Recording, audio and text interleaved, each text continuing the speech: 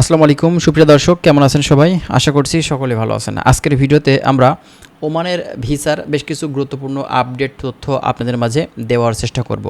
বাংলাদেশ থেকে নতুন করে যারা ওমানে ঢুকতে চাচ্ছেন, ওমানে যাওয়ার জন্য দীর্ঘদিন ধরে চেষ্টা করছেন, আপনারা অনেকেই জানতে চান যে ওমানের কাজের ভিসাটা মূলত ঈদের পরে খুলেছে কিনা বা নতুন কোনো আপডেট আছে কিনা অফিসিয়ালভাবে। তো আজকের ভিডিওতে আমরা বিস্তারিত কথা বলার চেষ্টা করব।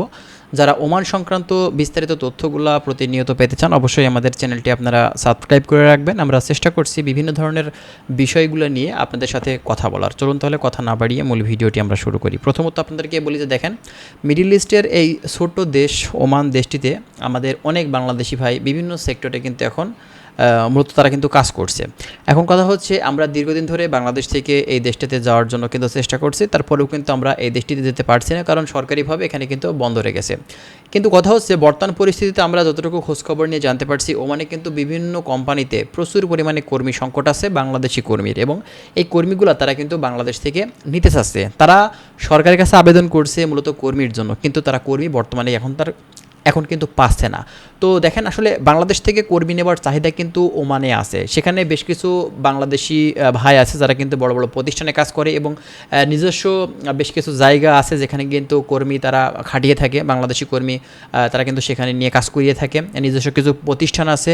তো এইসব জায়গাগুলোতেও কিন্তু বাংলাদেশি কর্মীরাই কাজ করে, এবং এখানে কিন্তু বর্তমানে প্রচুর পরিমাণে কর্মী সংকট। বাংলাদেশ থেকে তারা কিন্তু কর্মী আনতে চাচ্ছে, কিন্তু সরকারের পারমিশন না থাকার কারণে তারা কিন্তু কর্মীগুলো নিতে পারছে না। তো এটা কিন্তু বড় একটা সমস্যা সেখানে। এবং তবে একটা জিনিস, সেখানে যারা কর্মী আছে ওমানে, যে কর্মীগুলো সেখানে বর্তমানে অবস্থান করছে, তারা কিন্তু ভালো একটা অবস্থানে আছে, ভালো সুযোগ সুবিধা তারা কিন্তু সেখান থেকে পাচ্ছে। তবে বাংলাদেশ থেকে কর্মী নেওয়া বন্ধ বিধায় কিন্তু সেখানকার বিভিন্ন কোম্পানির সমস্যাতে পড়ছে কর্মীর জন্য। বাংলাদেশ থেকেও আমরা হয়রানি হচ্ছি বিভিন্ন এজেন্সি দ্বারা।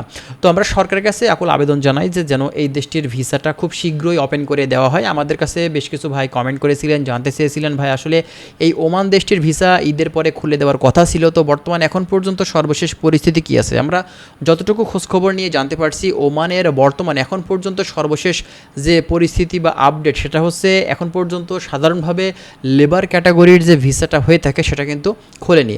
আপনারা যদি এই দেশটিতে ঢুকতে চান সাধারণ লেবার ক্যাটাগরিতে, তাহলে অবশ্যই আপনাদের আরও বেশ কিছুদিন অপেক্ষা করতে হবে, এবং তারপরে অফিসিয়াল আপডেট আসলে আপনাদের কিন্তু আমরা জানিয়ে দেবো। যদিও ওমানের গভর্নমেন্ট 60 দিনের ভিতরে কর্মী নিতে চেয়েছিল, কিন্তু সেটা 60 দিন পার হয়ে 90 দিনের কাছাকাছি হয়ে গেলেও কিন্তু তার সমাধান এখন পর্যন্ত আমরা কিন্তু পাইনি কর্মী নেওয়ার ব্যাপারে।